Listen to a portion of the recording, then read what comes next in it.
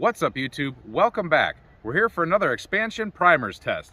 These are the small pistol primers we've been testing, and now it's finally time to run 50 of them through a Glock. We had a little bit of a problem from a Chiappa Rhino in 38 Special. We had a tiny bit of problem from an M&P 45 in 45 ACP, but 1911s in general seem to run this pretty well. Now it's time for the Glock in 9mm to see if they handle these what appear to be kind of a hard primer. So we do get light primer strikes with those other guns.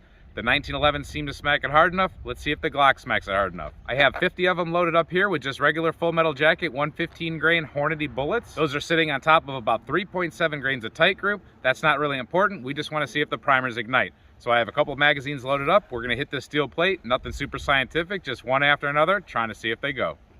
We have a full mag plus one, so we should have 18.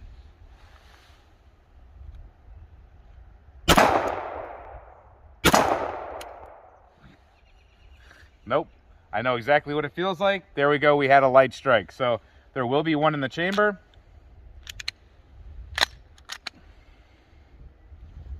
And it has been hit, but it doesn't go off. So I'll save this one in my pocket. We'll see if the other ones will go.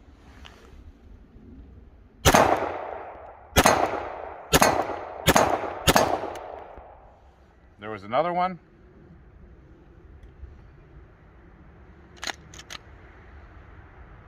That's a real good hit on that one.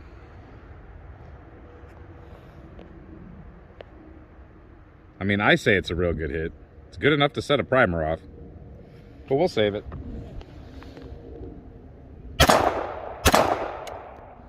There we go again.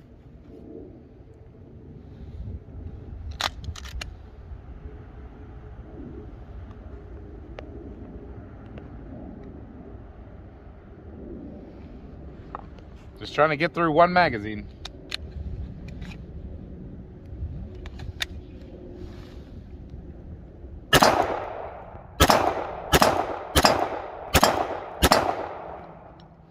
All right, we got through one magazine, but I'm gonna call it a fail on the Glock. Let me go get a different gun. All right, we are back, and now we have a Shield 9mm, Smith & Wesson. It's loaded up with a 7-round magazine with one in the chamber now. We have a few of these magazines loaded up. Let's see if this treats these rounds any different. This gun usually sets things off. I've never had a problem that I didn't induce with this firearm, and it's eaten thousands of rounds, so we'll see.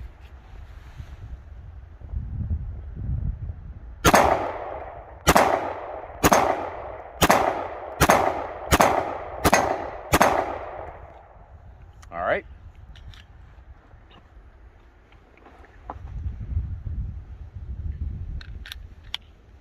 Here's 8 more.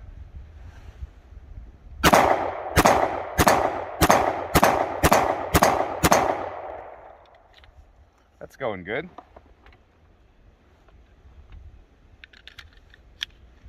Eight more.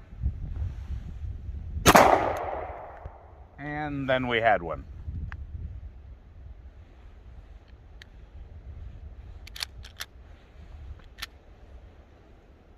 So there's, I guess, what we're going to call a light strike for this primer, but in reality, it's not a light strike. I'm going to put that one back in the magazine, so after we shoot the one that's in there, it'll give this one a strike again, and we'll see what happens.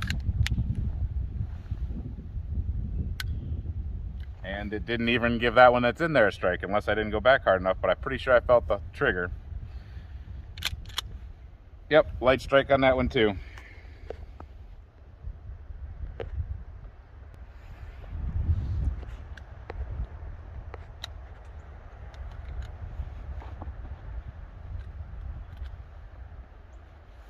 Give me 1 second.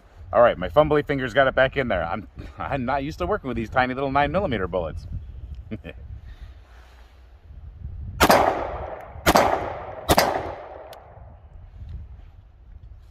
Not looking good, guys. This one, another light strike. We still have one in the gun.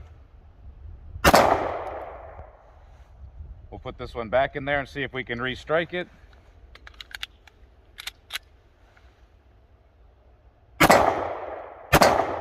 All right, the restrike and the new strike, they both ran. One more magazine. It's got 8 in there.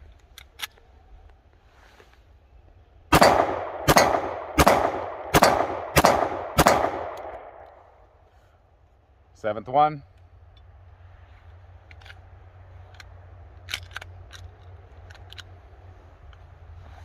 We'll try to give it a restrike.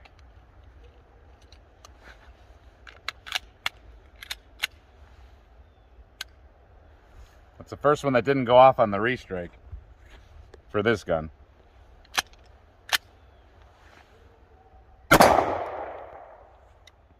So that was 2 strikes on that. And that looks like the infamous Norma ammunition. So that's a reload that people say you can't reload. It doesn't break all the decapping pins out there. A lot of them maybe, but not all of them.